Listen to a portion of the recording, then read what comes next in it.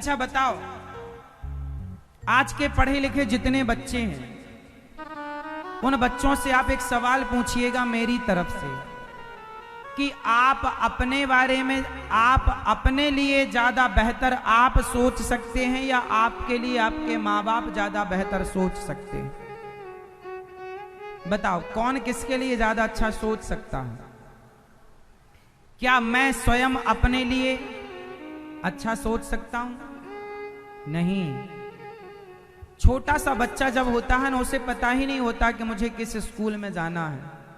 अच्छे से अच्छे स्कूल में भेजने का निर्णय माँ बाप का होता है। सुनना कि माँ बाप का कितना बड़ा योगदान जीवन में होता है। छोटा सा बच्चा होता है, काखा गाघा नहीं जानता, ABCD नहीं जानता, तब माँ बाप ही उसे बेस्ट स्कूल में अपनी औकात, अपनी हैसियत के अनुसार अच्छे से अच्छे स्कूल में भेजकर उसे पढ़ाने लिखाने का पहला निर्णय लेते हैं। जब वो 10वीं 12वीं पूरा कर लेता है तो उसके बाद अच्छे से अच्छे कॉलेज में उसे पहुंचाने की जिम्मेदारी भी माँ बाप की होती है। बेटा तू बता तुझे कौन सा कॉलेज पसंद है, और फिर हम व्यवस्था करते हैं। पैसे कम पड़ेंगे तो कर्जा ले लेंगे, कम पड़ेंगे तो एक्स्ट्रा काम कर लेंगे, कम पैसे पड़ेंगे तो दोनों पति पत्नी दोनों जन काम कर लेंगे, पर तेरी पसंद का कॉलेज, तेरी पसंद की शिक्षा तुझे दिलाएंगे।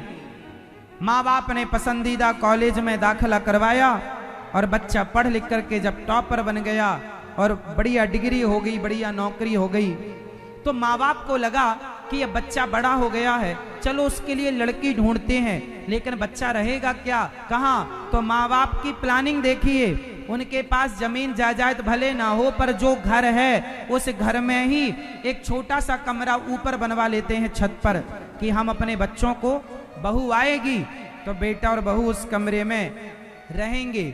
उस कमरे को कितना अच्छा डेकोरेट कर लेते हैं माँ बाप के, ये बेटा और बहू का रूम है, उसे बढ़िया व्यवस्था, कोई असुविधा ना हो बहू को, बेटे को। माँ बाप अपने बच्चों के लिए घर बनाते हैं, पढ़ाते हैं। जब भी पति पत्नी बैठते हैं ना तो बच्चों के बारे में बात करते हैं, अब क्या प्लानिंग करनी है बच्चों के लिए। जब भी बोलते हैं बच्चों के लिए, सोचते हैं बच्चों के लिए। अभी माँ बाप ने एक कमरा तैयार कराया कि ऊपर छत पर एक कमरा बनवाएंगे, बेटा बहू के लिए होगा। वो कमरा तैयार हो ही गया था कि तभी बेटा को कोई लड़की पसंद आ गई, और लड़की पसंद आई तो उसने शादी कर ली कोर्ट में। माँ बाप को भी इनविटेशन नहीं दिया, बुलाया नहीं, कोर्ट में शादी कर ली। शादी करके आए माँ बाप को, माँ ने देखा ये लड़की कौन है, तूने हाथ क्यों पकड़ रखा है? माँ ये हमारी पत्नी है। पत्नी? तेरी शादी कब हो गई? आज ही की माँ, कोर्ट से ही आ रहे हैं। और सुनो माँ, ये पैसा कमाती है, ये घर हम लोगों के लिए ठीक नहीं रहेगा, ये घर में हम लोग रह नहीं पाएंगे। हम लोगों ने किराए का वहां ले लिया है, वहां सेटल हो रहे हैं हम लोग। शादी कर ली, अपना सेटल हो गए, बढ़िया सा घर ले लिया। पढ़े लिखे हैं, पढ़े लिखे समझदार, हम अपना डिसीजन खुद ले सकते हैं, माँ बाप का कोई इंटरफेयर नहीं चाहिए। माँ बाप तो अनपढ़ है ना, वो तो अंगूठा छाप, उन्हें थोड़ी ज्ञान है कुछ। हम पढ़े लिखे हैं, शादी अपने से कर लेते हैं, अपने से निर्णय ले लेते हैं कहाँ रहना है। आप तो चलो चलो, माँ बाप फिर भी क्या आशीर्वाद, भगवान सुखी रखे, तुम्हारी जोड़ी गंगा यमुना की तरह बनी रहे। माँ बाप ने आशीर्वाद दे भी दिया, तुम सेटल भी हो गए दूसरे मकान में। कभी सोचा है कि माँ बाप पर क्या गुजरेगी? भावनाओं की ना थोड़ा कदर किया करो। और भावना सबकी होती है, माँ बाप की भी भावनाएं होती हैं, पत्नी की भी भावनाएं होती हैं, और पति की भी भावनाएं होती हैं। मैं सबसे जिम्मेदारी से कह रहा हूं कि आप जहां हैं वहां रहिए, पर जो आपके अपने हैं उनकी भावनाओं की कदर करिए। पैसा, सम्मान, प्रतिष्ठा अलग विषय है, भावनाएं अलग हैं। इसलिए भावनाओं की कद्र करिए, अपने माता पिता की उस भावनाओं का। उनके त्याग का, उनके बलिदान का, उनके समर्पण का, उनकी ममता का गला ना घोंटिए। आजकल के बच्चे अपने माँ बाप को छोड़कर चले जाते हैं। गौरी गोपाल वृद्धाश्रम है, 265 माताएं हैं।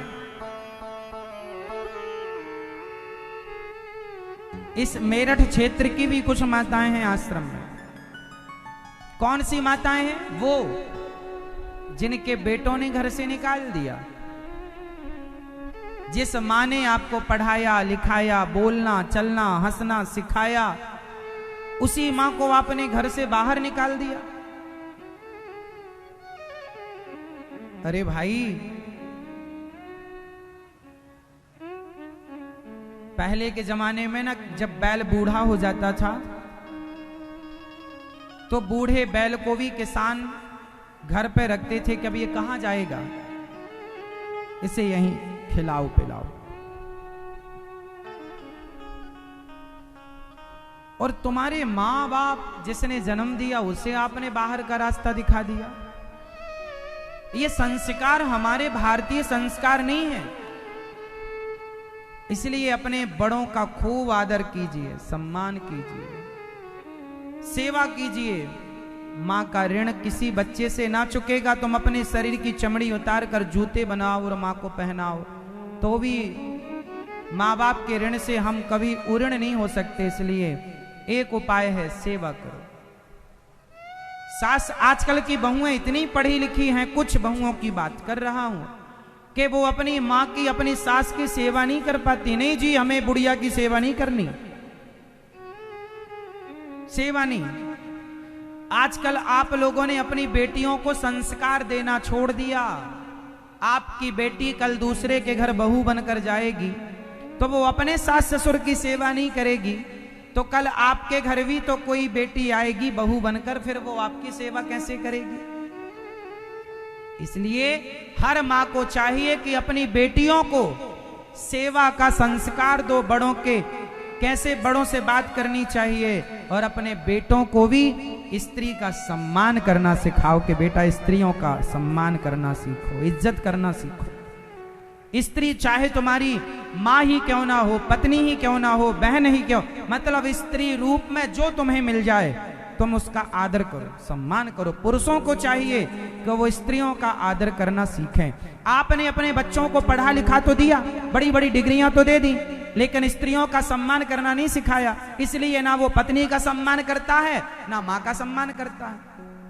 पढ़ाया ज्यादा है, सम्मान संस्कार दिए नहीं। अब भोगो कौन भोगेगा? तुम्हें ही निकालेगा हाथ पकड़ के। इसलिए एक क्लास कम पढ़ाओ, एक डिग्री कम चलेगी, पर संस्कार ज्यादा हो, सेवा के भाव ज्यादा हो।